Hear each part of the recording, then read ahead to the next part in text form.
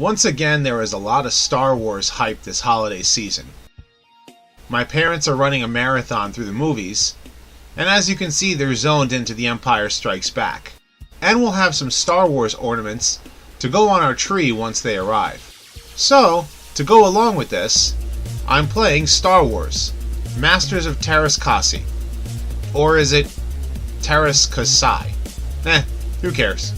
The game was released in October of 1997, only a few months after the Star Wars Trilogy Special Edition was in theaters. Initially, LucasArts was working with Capcom to make a fighting game, but for whatever reason, they went their separate ways, leading to Capcom making the arcade game Star Gladiator. LucasArts then picked the concept back up and developed Masters of Teräs Käsi on its own. On its surface, it's an awesome concept. A fighting game like Tekken or Soul Calibur with Star Wars characters. But actually playing the game is an utter disappointment. The story is set after the first Star Wars movie, A New Hope for those paying attention, and the Emperor has sent Arden Lyn, no, not Evil Lyn, to attack key members of the Alliance after the destruction of the Death Star. Arden Lyn herself is a master of Teräs Käsi, a word which actually in Finnish means steel hand, and she has challenged everyone to a fighting tournament. Yep, fighting game storytelling at its finest. And it's not even that good of a story. It's just a thrown together plot just to get all of the characters together. You can play as Arden Lyn herself, as well as Luke, Han, Chewie, Leia, Boba Fett, a pig guard from Jabba's palace, and even a Tusken Raider. Princess Leia versus Or. No, she is not. You can press L1 to select an alternative costume for each character.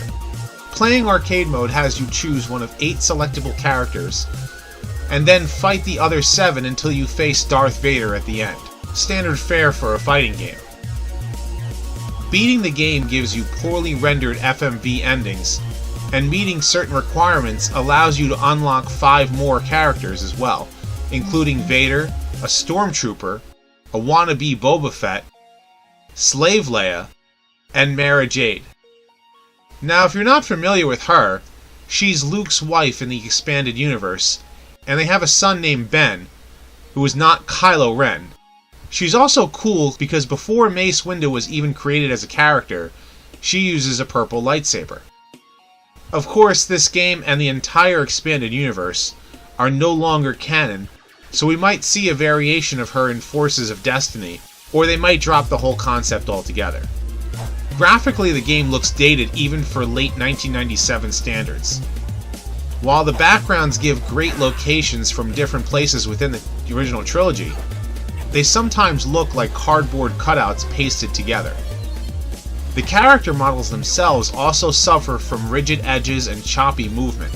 It's not all that bad though. Some places like the Snowy Hoth look great with the snow effects and the battle going on in the background. The music takes full advantage of the Star Wars soundtrack. All of the locations use music from the scenes in the movies they were in, and they all sound great. The sound effects are ripped as well, from lightsabers to blasters. They also use some quotes, or grunts, from the characters too. I better be getting paid for this. My biggest gripe comes from the controls. First, the characters feel like they are moving through clay. Jumping is very much like Tekken or Virtua Fighter, but to move around in the 3D environment, you can dodge with the L1 or L2 buttons. It's very awkward when moving around this way, because it's only one sidestep at a time in each direction. You can also choose between drawing your character's weapon or putting it away. This sounds okay, but some of the moves change depending upon whether or not you have your weapon drawn. This is confusing when you think you are going to do a certain move, only for you to stand there while you're getting pummeled by your opponent. You would think pulling off the special moves would be easier, but a lot of times there is a delay, allowing your opponent to take full advantage of that as well. When you really think about it, why wouldn't you always want your weapon drawn? But some characters have more special moves when they're unarmed. Luke, on the other hand, is basically useless without his lightsaber. To top that off, The computer difficulty is relentless. Sure, you can lower it, but the game doesn't even allow you a learning curve. You most likely will lose your first fight if you're trying to figure out the controls. Oh yeah, you stupid cheat. Ugh! Overall, the game's just not that fun to play. Sure, the graphics are passable and the music's great, but the controls completely kill the fun out of such a cool concept. I'd only recommend this to the hardcore Star Wars fan, who also enjoys fighting games, but don't get your hopes up. I give the game a 5 out of 10. If you actually want to play the game that was initially intended to be a Star Wars game, I highly recommend Star Gladiator. That was actually really fun to play. But what do you think? Do any of you remember playing Star Wars Masters of Teräs Käsi? And did you enjoy it or not? Leave your thoughts in the comments section below. I hope you've enjoyed this game review. If so, like and subscribe. I will be doing a movie review for Star Wars Rogue One this weekend, so stay tuned for that. Also, check out my other videos as well. And as always, until next time. The force was not strong with this one. Continue.